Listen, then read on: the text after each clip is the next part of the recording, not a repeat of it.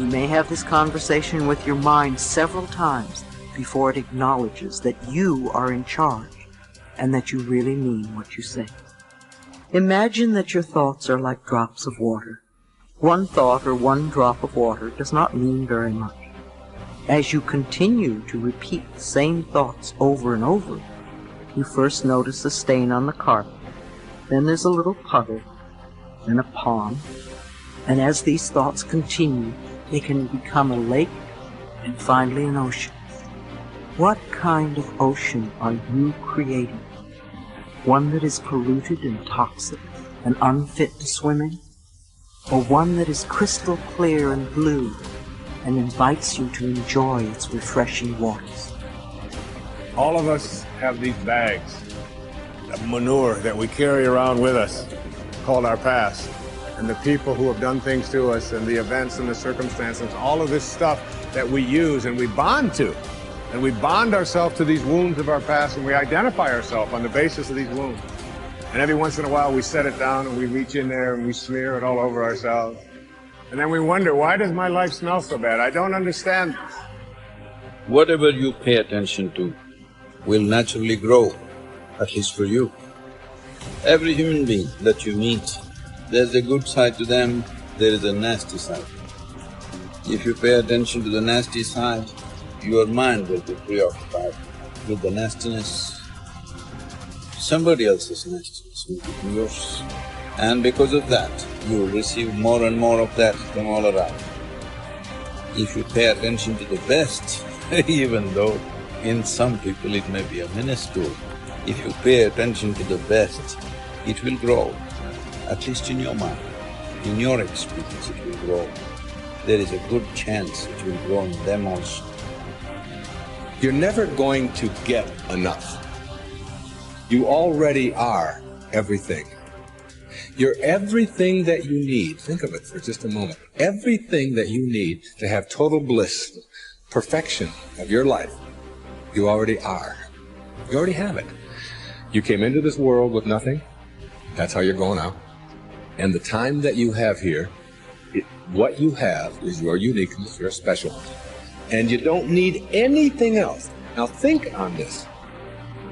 If you don't know how to appreciate what you have and where you are in your life, you don't need anything.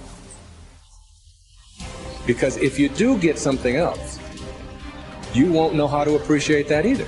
You'll just want more. Or you'll want it to be different. Or you'll want it to be the way it used to be. Or you'll want someone else to be the way you think they should be. If we are willing to turn our lives over to this greater power within us, the power that loves and sustains us, we can create more loving and prosperous lives. I believe that our minds are always connected to the one infinite mind, and therefore all knowledge and wisdom is available to us at any time. Nobody changes until they change their energy. When you change your energy, you change your life. See, it has nothing to do with the external activity that you're doing. It's got something to do with the internal systems as to how they're functioning. Essentially, it means neither your body, nor your mind, nor your chemistry, nor your emotions, nor your energy are taking instructions from you. They're doing their own thing. Once your machine is not in your control, being peaceful is impossible. I'll tell you, you get into your car and now you go there and you want to turn this way. You do this to the steering, it goes this way. Can you peacefully drive this car? Can you? No. Anxiety is natural, isn't it? This is what has happened to your vehicle. It's out of control. You've never done anything to find out where the steering wheel is, first of all. This is not that simple as a car, this is a super computer. Now the problem is most people have not even bothered to find the keyboard. They think if they do this, somehow it'll work. When you're given such a highly sophisticated machine, if you do not conduct it properly, it will cause many problems to you. By accident it's working. I want you to know this is made this way. If you hold your hands like this, it'll breathe one way. If you just turn it around, the very way you breathe, the breathing pattern itself changes in your lungs. You can try it if you want when you have the time. This way, this way. I'm saying everything that you do, fundamental changes are happening in this machine because it's such a sophisticated machine. It's more than a touch screen. If you just wish it, it will happen. When you have such a sensitive and sophisticated machine and you are operating like a blacksmith, then being peaceful seems to be difficult. Peace is not the highest goal in your life, it is the most fundamental requirement. Don't ever set peace as the highest goal. If you do that, you'll only rest in peace. You must see, to be peaceful is the first thing in your life, isn't it? If you want to do anything sensibly in your life, if you want to conduct any situation in your life sensibly, to be peaceful and happy is fundamental.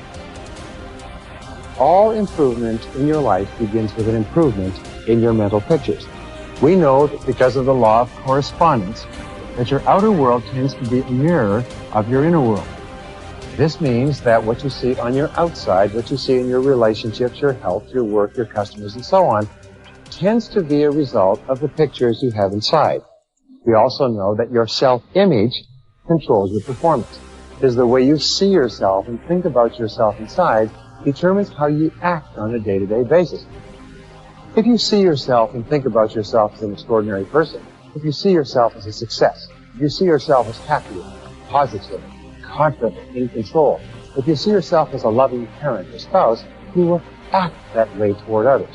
So therefore, all improvement in your life begins with an improvement in your mental pictures, with you consciously and deliberately selecting the pictures that you're going to allow your mind to dwell upon.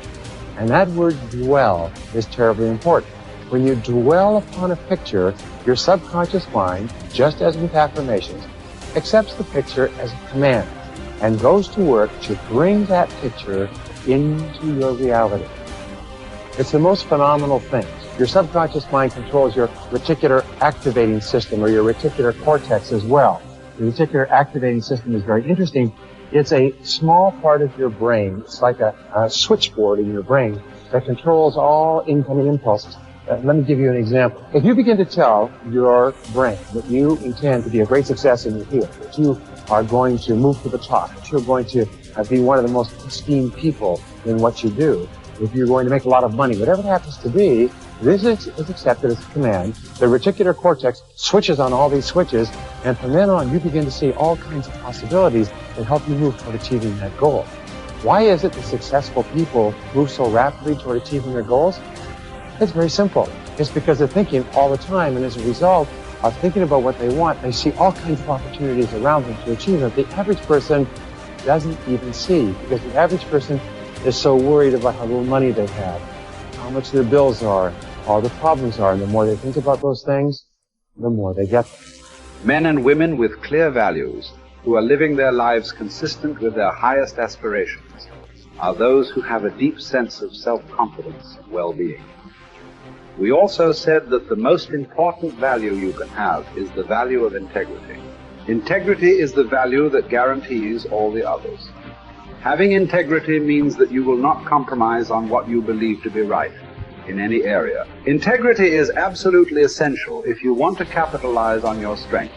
It means more than anything looking at yourself honestly and making your decisions based on the fact that you are an extraordinary human being. Your feelings are very valuable clues to your choices and behavior. Your peace of mind and personal satisfaction is perhaps the most accurate guide you will ever have to doing what is right. To follow your heart, you don't necessarily need to make dramatic changes in your life or in your relationships. What you do need to do is to see yourself honestly as you really are, and have the courage to channel your energies and focus your strengths into your areas of greatest potential. When you do this, you will soon realize that you have made one of the best decisions of your life. Each person has great strength and potentiality. Each person is put on this earth to harness those strengths and apply them to benefiting themselves and mankind. The life stories of the great men and women of history are usually stories of people who discovered their strengths and utilized them to the fullest degree. Churchill was a great statesman and orator. Florence Nightingale was a tremendous organizer. Florence Chadwick was an incredibly strong swimmer. Abraham Lincoln was a far-sighted and compassionate politician and president. Mother Teresa was a truly loving human being with an infinite capacity to care for and support the sick and dying people of Calcutta. Joe Montana was a quarterback with an incredible throwing arm with the Washington Redskins. All around you, you see men and women who have grabbed their major talents. You can do the same if you have the courage to follow your heart.